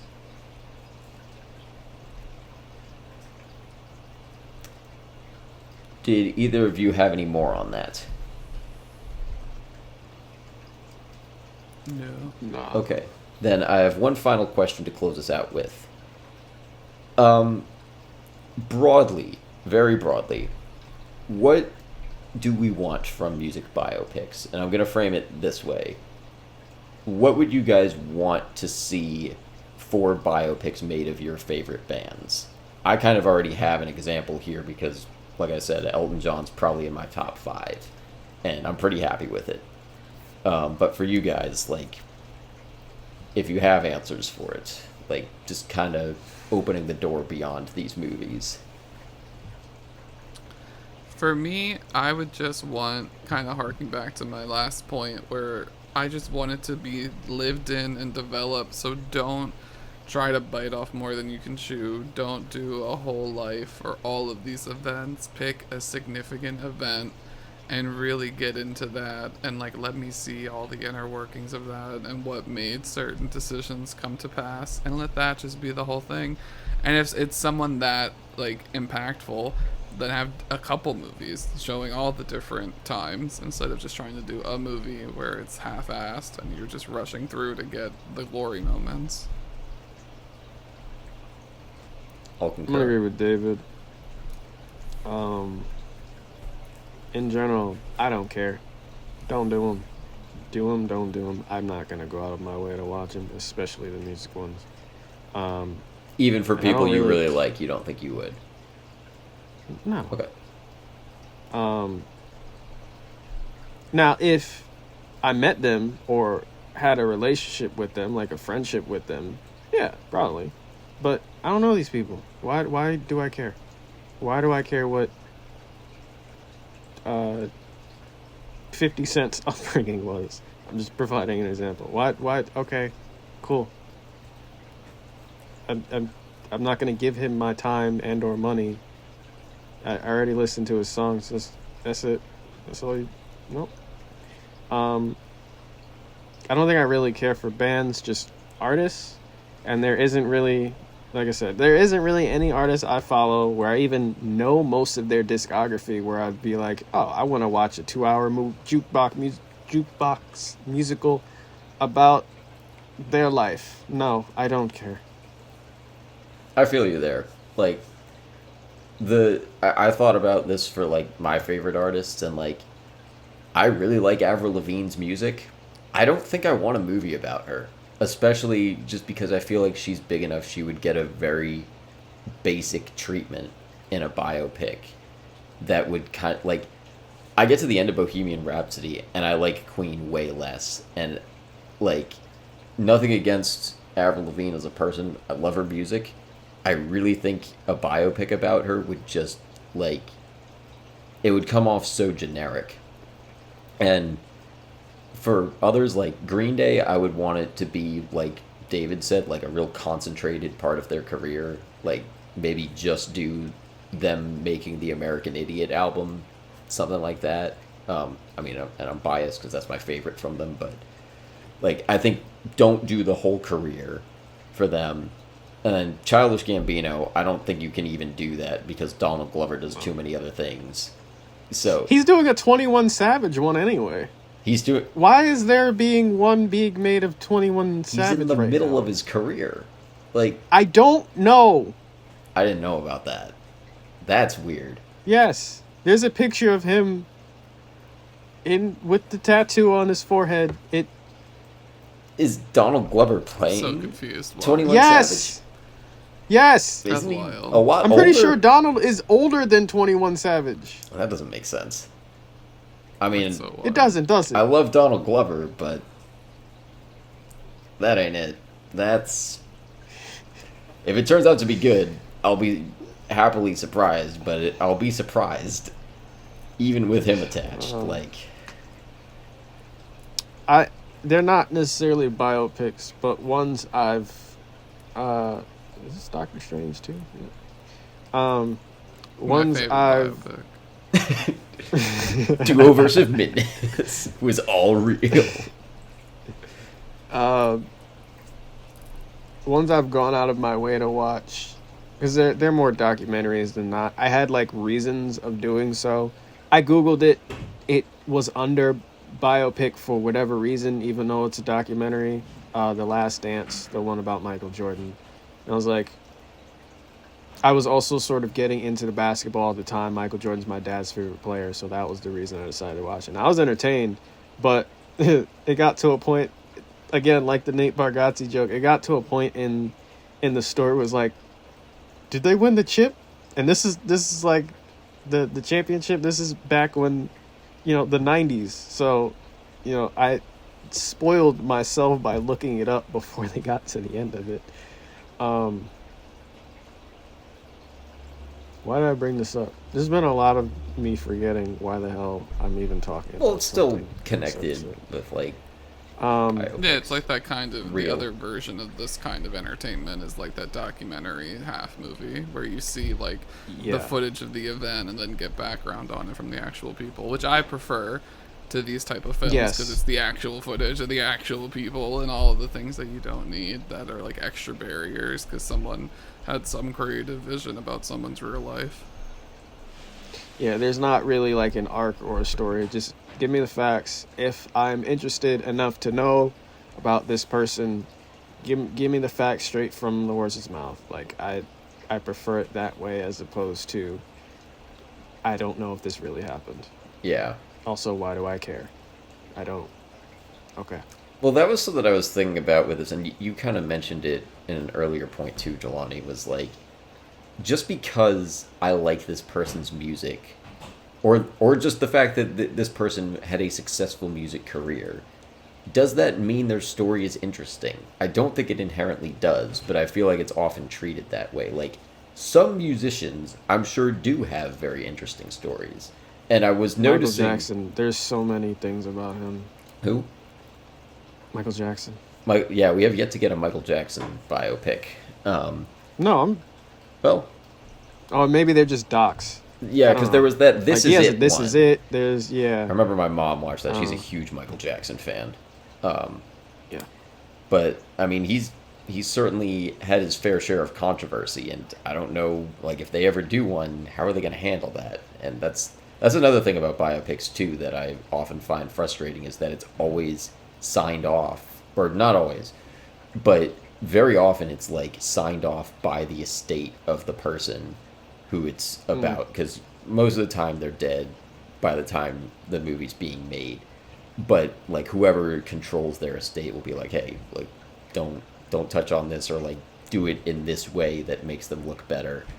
And that's a thing I kind of appreciate about Rocketman. It doesn't like completely take it, like it certainly doesn't portray Elton John negatively, but it does feel very vulnerable from him, and I do appreciate that. And like I think that's a benefit of this movie coming out while he's still alive, is that it can do that. The Steve Jobs biopic is another one that I love that it just is completely fine making him look like the biggest asshole.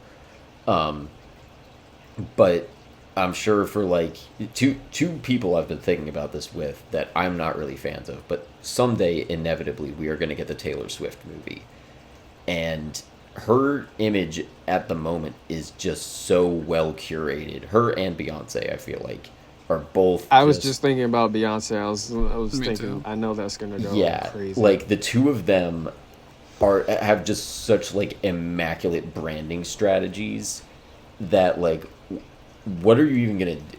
And also like by the time you get to a biopic, like Taylor Swift has like basically is creating a narrative with, or like her and her PR team, I guess they're like already creating like a massive meta narrative with her career as it is. Like how do you do a Taylor Swift biopic when like half of her songs are about relationships that she's been very publicly talking about? Like how do you do All Too Well in that? Right. I don't even know a ton about it, but like I know there's a whole backstory. She made a whole like she's basically made a biopic for herself as she's Exactly. gone. Like she has so much control over her own music videos. It would have to be like, so meta.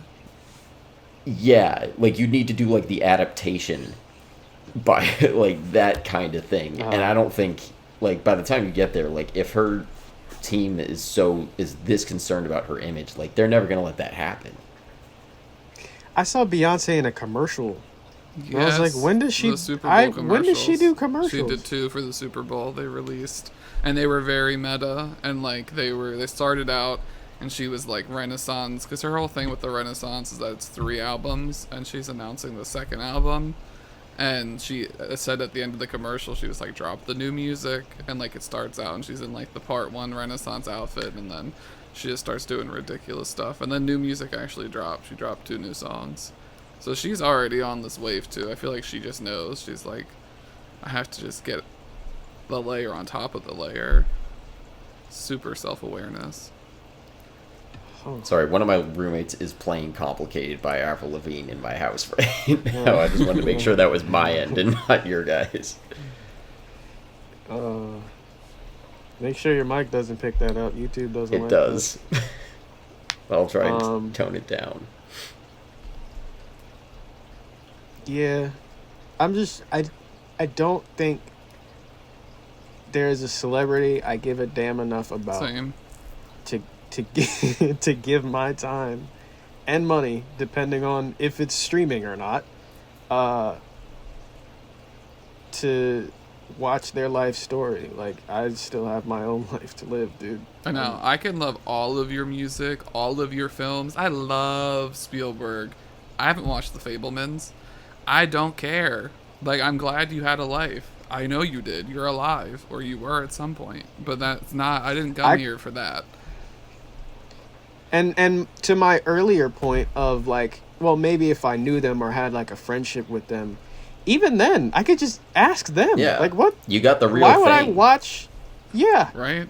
Yeah. Depending how close you are, you might be in the biopic. Like, you don't need to watch it. Yeah. Right. I lived it, but I do not care. Give me Superman punching Zod. I want to escape from reality. Why do I give a damn about what happened to real people? I don't. Yeah. I don't. But in fairness, because like I agree with you guys on all of these points, but clearly there's a market for this because Bohemian Rhapsody made almost $1 billion. Sure. But like to validate your point, like I don't know if I would like Rocketman if it wasn't like this, if it was more straight ahead. And I hear you on disliking the musical, but like that approach, like for my other, like 2 of my other favorite artists, like for Hot Milk or Toad the Wet Sprocket, if those ever get biopics, I don't want straight ahead biopics. I'll watch them probably, but I just want a 2-hour music video of them just vibing. And they're very different vibes, but that's what I want. Like, I don't care what the process was. Or okay, not that I don't care what the process was. I don't care about Toad the Wet Sprocket's backstory. I just want to see them play their songs in like a new remixed version with good visuals. Do bands just throw, like, do they use a random name generator? I mean, what Especially those the bands. hell? Okay, well, the origin story for that name I know is from like they stole that directly from a Monty Python sketch. I think it's I don't know the sketch that it's from, but I think it's like a fake band name that they made up, and then those guys were like, "Oh, we could just use that," and they ran with it. Hot Milk, I don't know where that comes from, but they're amazing. It's normally like an adjective and a noun, though. Yeah. Like, why are all bands that? Was Pink Floyd? Is that one? Yeah, Pink Yeah. Floyd's very popular. What? Why? There's a very Why simple is it pink? formula. If you want to be Yeah. a rock band, Linkin Park. you do random adjective, random noun. If you want to be a rapper, Nickelback. you do young, big, or little something. Or Lil. And then that's like you pretty much got it. That's Lil Wayne's fault. He Yeah. pioneered It that. really is. Young yeah, Lil Toad. Baby, Da Baby, younger Lil Toad, Lil Toad. Dicky. I don't care how many songs I love of Lil Toad. I am never going to watch that movie. I was talking about that with my brother a couple of weeks ago because we grew up reading the Frog and Toad books, and we were like, just have a rapper named Young Toad, and there's like one image of Toad from the books that you could use for like all the album covers. It'd be great. Honestly, not gonna lie, that name kind of goes. It kind of goes hard. Young Toad. Young Toad. Yeah, it kind of goes hard. Yeah, I'd imagine the rapper has the ugliest face ever, though. That, like, if you were to tell me about somebody named Young Toad, they I have am, to be disgusting. I am. Joke's on you, I he am becomes a picturing- sex symbol. Oh my god, he's just that would actually be even funnier if he's just like an Adonis and his name's Young Toad. Well, didn't Post Malone literally get his name from like a random name Yeah. generator? I'm pretty sure. Didn't Childish do that too? Wouldn't surprise me. Or did he put two things together? I know Lil Nas X is his favorite artist put together. Nas, Lil Wayne, and DMX.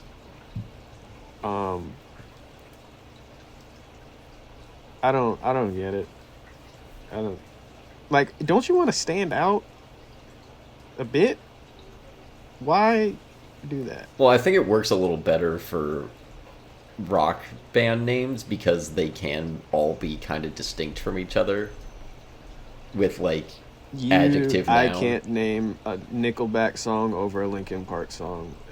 I don't. Me either. I'm not a band guy. I've told you guys that. I'm the I had a worst pretty at big it. I Nickelback can't tell phase. you the difference between Linkin Park, Nickelback, Evanescence, Coldplay, Green Okay, come on. Day. Evanescence at least Oh has my female god, vocals. I thought those were all the same damn band. Me too. Like, I think they're all the same Nickelback and person. Daughtry, I see. Creed, Some of those I other don't know. ones- Like Creed, they all could Okay, be the Creed, same. I see you. They all could be the same. What are some others? There's a bunch of Three Doors I don't- Down. Oh, there you go. That's another. Grateful Dead. That's Grateful Dead. a metal, I think. Rap. I'm a little better versed in, but like, even now, like I don't know most. Like there was some dude, he's been popping for a while. I think Kevin Gates. I heard of. I can't keep up with these kids, man. Well, you could also just pull what one rapper did and just put the rapper on the end and be Chance the Rapper. Oh, Always an option. I like Chance. Nobody else has done it, apparently. I like Chance. I like them. Well, I like two of his songs, but they are two of my favorite rap songs. So Yeah. There's no, as I said, there's no like artist where I would even want to listen to most of their discography. That's why I say my range of music is pretty wide. It's just whatever my brain enjoys listening to. Like whatever makes it happy, I'm like, that's a good song. I'm adding that to the playlist. It can be whatever the hell genre. It could just be freaking noise, which is half of it. Again, I forgot where I was going with this. Oh, damn it. I haven't eaten. Yeah. Well, I mean, to end this, like, just to tie it all together, like, do we need music biopics? No. I kind of don't think so, but they make a lot of money. So, until that stops, I mean, we're going to keep getting them. Yes. There are, and that's what I forget, there are people out there that do, like, I understand, like, emotional connection to songs and artists, like, even though they don't care that these people don't know they exist. Like, that's what a majority of fans are. Like, it's perfectly fine, but me personally, I don't give a shit. Although, to be fair, because, like, we are a little bit young to, one, have nostalgia for stuff like this. Like, I have that for both of these bands. But that's, you know, they're kind of the only two that I'm, like, old enough, like, that I've listened to long enough to have nostalgia for. But maybe by the time all of these are coming out, like, the stuff, like, the bands from this era, like, by the time the Hot Milk biopic comes out, I might not care. I might just be that starved for nostalgia that, like, they'll get me. They might. And, like, that's probably true of a lot of these, but I hope that however old I am when that movie comes out, I hope I can stand by what I've said here and ask that they do it like Rocketman, because I don't want the Bohemian Rhapsody version of the Hot Milk biopic. Also, there's a lot of not fake biopics, but because they're not based on real people, but there's a lot of music things like this, like fake music band movies like this anyway. Star is Born. 5 Heartbeats. I guess, okay, that's... What was the one you said? Somebody's laundry going off? Yeah, that's on my end, sorry. It's not my laundry, but... Yeah, you got a lot of the fake ones already that all also include the band breakup. I don't know if you remembered, because of my friend at the time, Josie and the Pussycats. That was another fake band thing. They had a breakup, and there's so many. I think, is the Temptations a biopic? I think so. I would assume, because I know the Temptations is an actual group. I would assume it's based on them. Almost Famous kind of does that. That's not quite a music biopic, but it is about musicians. I feel like I haven't seen it. Pop Star, I feel like probably falls along the same Yeah, that's lines. kind of parodying like music docs, yeah. but it's still the band still breaks up and like It they has come to back for happen. their big performance. It's a great movie though, but it is kind of great because it's a parody also. You've seen it once, you've seen it every single time in one of these things. I cannot be bothered to watch. Evan, it's got to be at least like 2 years before we do any other well, not Social Network. Yeah. That's fine. I don't know how I want to save that one. Well, I don't know about save it because we're pretty consistently good with these now. We might be safe to do it, but that's one of my favorites, so I really want that one to be good. Let's get back to fiction, please. Yep. Texas. I want to see people like getting ripped apart by a chainsaw. That's good. It's the That's dream, And that baby. can That's- transition us that's- right into the boilerplate. Thank you for that Yeah. setup. So our next episodes, Jelani's next pick is going to be Puss in Boots: The Last Wish, which I think is still on Netflix right now. And Hopefully. David's next pick is the original Texas Chainsaw Massacre. I don't know if that's anywhere. And I don't know what my next pick's going to be, but I guess I'd better stick to my word, and I won't make it a historical one. Yes, something based in fiction. Make it something we're gonna want to watch. Like, oh, I gotta watch. Oh, that's gonna be. I know. The priority is what you want to watch, but Yeah. and make us. Well, watch, okay. but- In fairness, though, like I did pick this knowing that I didn't want to rewatch Bohemian Rhapsody, Don't do that. but I wanted to compare these two because I think it's fun to compare when things are so close. Like I don't like Limitless or Lucy, but I really enjoyed doing that episode because That was fun. that was fun. Yeah, we had a lot of fun. That's one of my favorite episodes we've ever done. Honestly, I had fun with this too because I don't normally like to rant or dig into stuff I don't like. Yeah, but you had constructive rants with this. Like it was not. It wasn't mean spirited. I mean, as an Elton John fan, I was a little disappointed, but I don't feel like I'm not offended by any of your points at all. Like it was all very valid. None of this is to offend. It's just my Yeah. opinion. But I will make it. I don't know what I'm gonna pick, but it will be fictional. I will stand by that. I want it to be the most. You can't get any more fictional than animation, but it doesn't have to be animated. Just nothing based in reality. Oh, this was based on a true story. Like if you give us a World War II thing this year, No. Evan, I swear to Was Christ. Dunkirk in your mind? I already did. I already did Yes. Dunkirk, and you guys, both of my historical ones have been like the two that you guys have hated the most. That I've picked, like between Steve Jobs and Dunkirk, I think, and now this, like.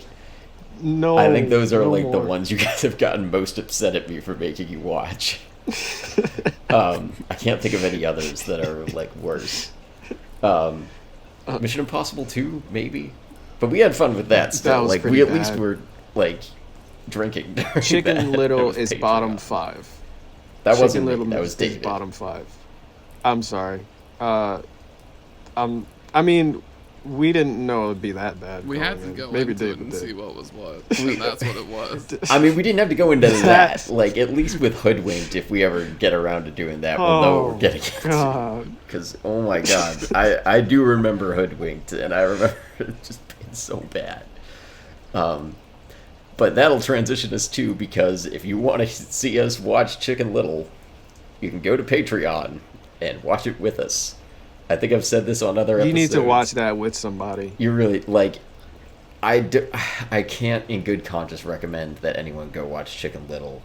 But if you're going to do it with our watch along, because we'll make it, it's not very tolerable otherwise. Like, I would not have gotten through that if I wasn't watching it with you two. Like, I would have turned that shit off very early. But we have that. I finally got our watch along of Mean Girls up. That's there too, and Nice. Mission Impossible 2 is also up there. And it's not up yet, but there should be a new Tangents episode coming soon for season 5. Probably going to be about as long, but if you have heard us talk about the Tangents from season 4, it's about the same thing. Just random things that we talk about in these episodes. Those are honestly my favorites some of them are to pretty listen. great. I don't like listening back to the episodes or rewatching. I like them whenever they're posted on YouTube. But like, listening back to the tangents we've had, I always think just like how the hell did we get there? Okay, some of that's on you though. There is one especially Oh, from this tangent yeah. episode that is you. There's nobody to blame but you for that one. I don't want to say what it Be is. like that. I'll tell you after. But I don't want to Yeah. spoil for listeners. But that's all on there. We also have our YouTube channel. I've got a pretty big video essay that I'm cooking up. I don't know if that'll be out before the next episode or not. But it's a big one. And finally, our logo's by Kelsey Hendry. I'm on Letterboxd at ev_Wes. Where are you guys? I'm on Instagram, Jelani T. Kelly. Oh, I just released my second novel. Oh, yeah. And I've read it. Descended Anticipation. Endorsed. Yes, Evan read it. Thank you. Descended Anticipation. You could also just look, my name's right there. You could also just look my name up on Amazon. You'll find. I've released 3 children's books, 2 novels at this point. I'd appreciate your support on that. And David, where are you this time? Oh shit. So I don't really want to be in either of these movies, so I'm gonna be in the basement of the Leatherface lair. I'll be in the Sawyer house basement, waiting to get cut up by Leatherface, waiting for the day we watch that movie. Nice. Yeah, these are pretty location Respect light move. I don't even know where like you could be in either of their mansions. I guess. Right. You could be on the piano or in the crowd floating. Right. I'm at the bottom of the pool during the opening of Rocketman when he's killing himself. I was that little boy on the piano. That kid looks so creepy in that scene. Thank you. Oh my God. I was very committed. All right. If that does it, we will see you guys next time with our favorite fearless hero,